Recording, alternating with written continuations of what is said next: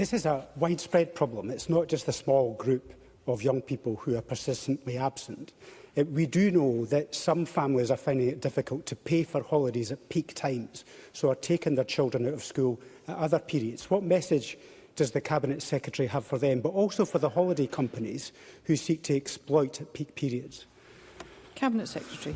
I think the member raises a very topical matter in relation to parents perhaps choosing to take holidays during the school term. Of course, as a former teacher, I would not support that course of action. And of course, there are legal obligations for parents and carers to send their children to school during the school term, and that is for good reason. When we look at the broader picture in terms of improving attainment post-pandemic and trying to improve children's health and well-being, attending school is hugely important. That being said, our families across Scotland just now are facing a number of different challenges. We need to be cognisant of that and support them in the best way that we are able to.